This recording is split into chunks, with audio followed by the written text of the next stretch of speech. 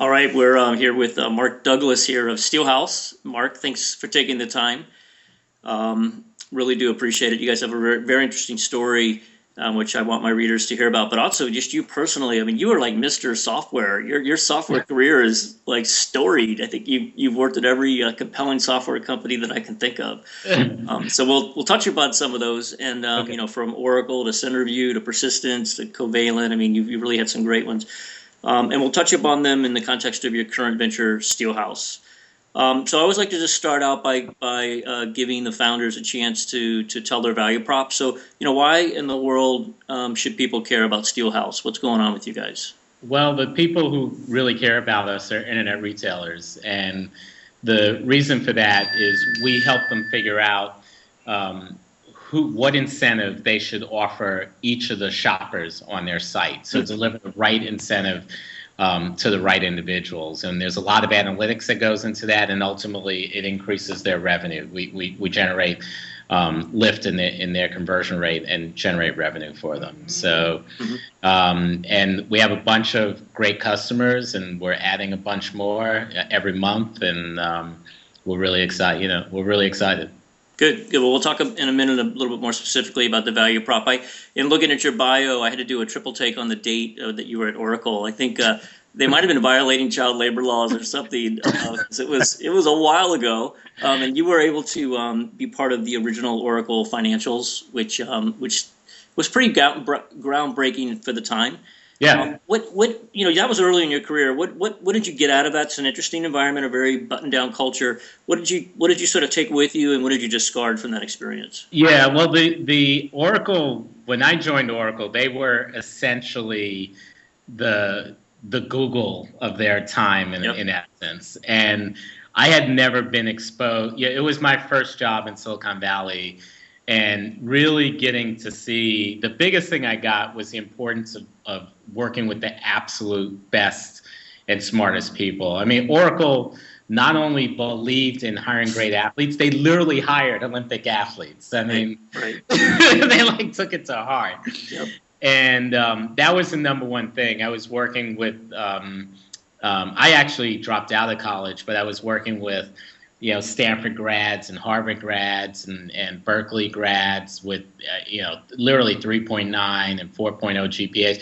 And people that just really knew how to focus and set goals and meet goals. And so the whole Silicon Valley culture, I learned at Oracle. And since then, companies like Google and Facebook and all these other companies have adopted it and extended it. But for me, that was ground zero. I mean, in the time I was at Oracle, they hired thousands of people, and it was great. The division I was in, we went from just a couple of us to 300 people in the first year, and we could have only accomplished as much as we did it with the kind of team that and people we were bringing in. Right. Yeah, and that sort of ride that you took is what I encourage a lot of my students to do. They're not really ready to start their own business at 22 or 21 or whatever. And I say, go find a company that's growing, going to let you learn,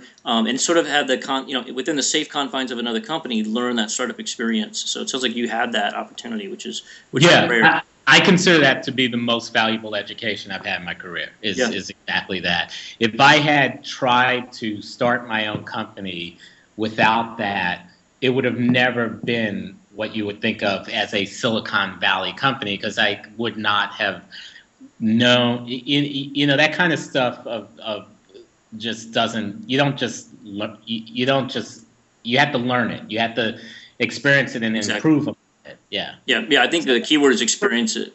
Yeah, you can't just read about it or have some friend tell you about it. I think you got to live through it. Exactly. So then you did have a couple very successful exits, the IPOs I mentioned, selling companies to VMware and Informix along the way, and then you landed at, and I'm obviously condensing your career. Right. You ended up at the Rubicon Project, and you did some good work at eHarmony. Those being your most recent ventures, and I think they're very germane to what you're doing at SteelHouse. How has that impacted your product roadmap, sort of the things you think are important to bring to the market, as well as your go-to-market strategy? Yeah, well, I think both eHarmony and Rubicon have had an impact.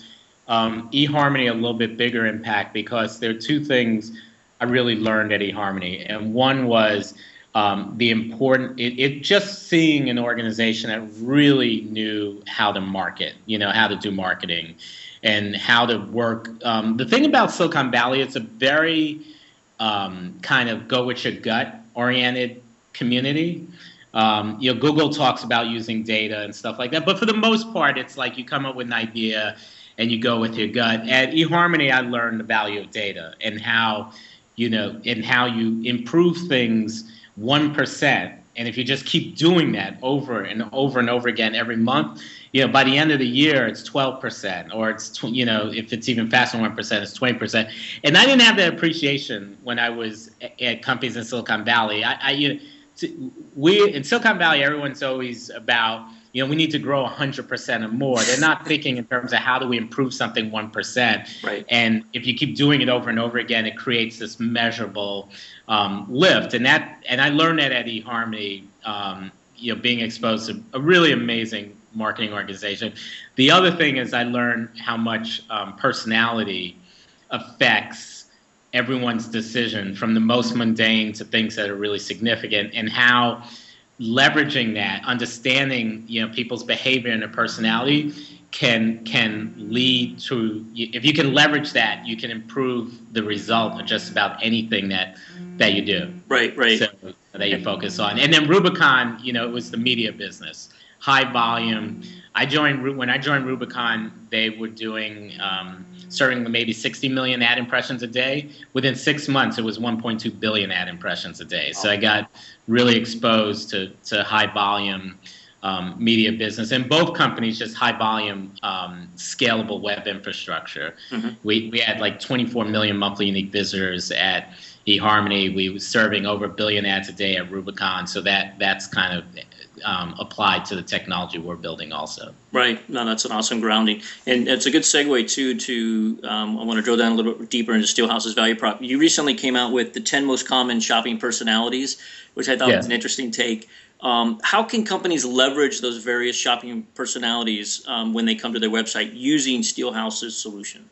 Yeah, so that is a good segue into terms of what we do. So what our platform does, we call a behavioral commerce platform, is we're anonymously, when we don't know anybody, have any personally identifiable information, but we essentially are allowing that web retailer to see, really for the first time, have true insight into what that shopper's behaviors on their site across one visit or multiple visits, and to leverage that. So to learn that this is a shopper, for example, that only shops for products that are within the top 25% of the price points on our website, mm-hmm. or this is a person that consistently abandons on a shipping page, so obviously they're going comparison shopping to see for a free shipping offer. Or this is someone that's come back, multiple times in a short period of time, looking at the same product, which might indicate that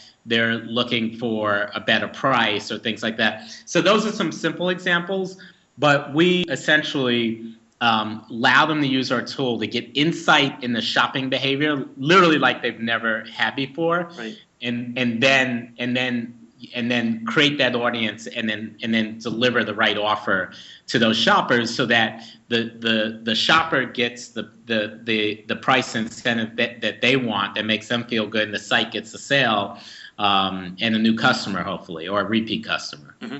What's sort of ironic is that you're giving insight to these online retailers that the old offline retailers had for hundreds of years, right? If I could observe your behavior as you walk through the store, and okay, he's browsing, oh shoot, he's ready to make a buy, I could modify my pricing, my approach, maybe my add-ons, my upsells. Yeah.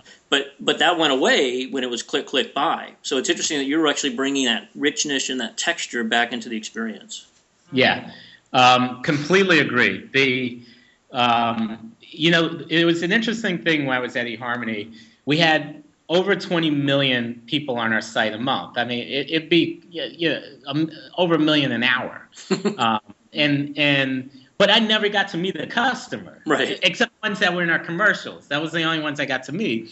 And in fact, this is kind of interesting. The only time I got to talk to a customer is if we were having a problem with the website, because then someone would actually call me. Exactly. And I'd have to get on the phone and apologize to them. And so it's like we had all these customers who never really had any insight. I mean, we had it through our personality profiles and stuff. I never really got to talk to them and see them and things like that. And with all these internet retailers, the only thing they really have is Google Analytics or Omniture, and those are great tools, but those tell you in aggregate what is happening on your site. You have 1 million monthly unique visitors. Mm-hmm. They don't tell you, and 50,000 of them are shopping for these products and coming back 2 or more times, but abandoning because they think the shipping charges are too high or whatever that may be. Mm-hmm. And so you're exactly right. I mean, if someone, I'll give you a really concrete example to finish off this point. I was in market to buy a high definition television earlier this year. And I went back to the same site 4 times, like in 2 weeks, kind of seeing if maybe they were going to run a sale. Mm-hmm. And they never ran a sale, and I didn't buy. That company is now a customer of ours. If I had walked in a Best Buy 4 times in 10 days or 2 weeks, right, some sales rep would have walked over and said, "Hey, I've noticed that you've been back a few times. What can we do to make you happy, to get you to buy the television?" Right. And so online, people, they can't see it. They're willing to do it. They're willing to talk to that customer, willing to give them the right offer, but they don't know what's happening on their website. They just haven't had the insight before, and then and once they have the insight, they also haven't had their way to deliver the offer in real time. So right. we're fixing both those problems. Yeah, it's no longer one size fits all 20 million. Yeah, exactly.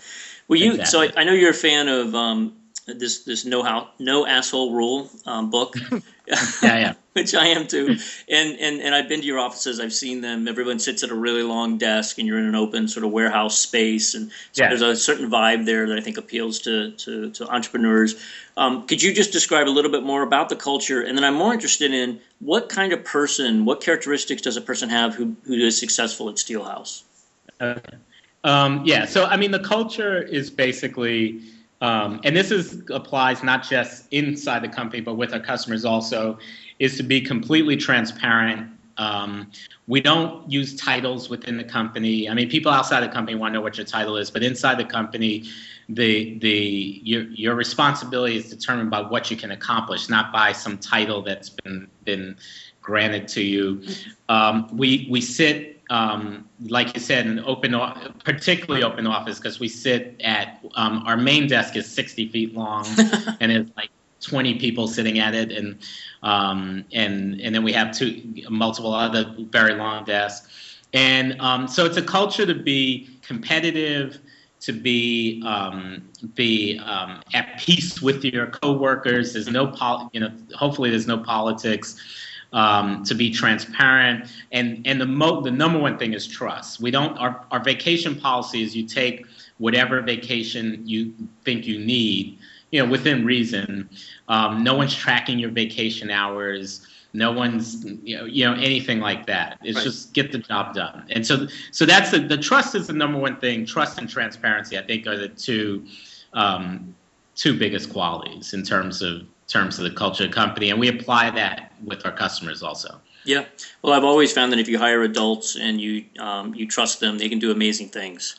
They don't need somebody tracking their time or telling them what to do or what not to do. That's great. Well, yeah, and hiring athletes, hiring people who, in a fast-growing company, what someone's doing in their job today could be completely different a year ago. So it's more important to hire people who learn quickly and execute well than to hire someone who is perfectly suited on their resume for a particular individual job. Yep, I totally agree. And that takes us full circle back to your Oracle experience, where they really were focusing on winners, knowing that winners would figure out how to win as opposed to people with rote skills. Well, I'm a huge fan of you, Mark, and the company. I love the fact that you guys are willing to sort of put your money where your mouth is and actually share the lift that you bring your customers. So I'd say any internet retailer that's watching this, they should already have reached out to you by now and tried to figure out what's going on, because it's very little to lose with your value prop. It's, if you can give me lift, we'll figure it out. Everybody will make money. And you've been able to consistently give some, very large, successful companies lift. So hats off to you. Yeah, absolutely. We've actually started to publish case studies and things like that. So some of those numbers are now on our website, and people can just go there and read about it. And hopefully we're going to continue to help a lot of other companies also. So. Awesome. Well, I invite anyone to take a look at the SteelHouse website and reach out to you directly. Mark, thanks again for your time. I know you're busy, so I really do appreciate it.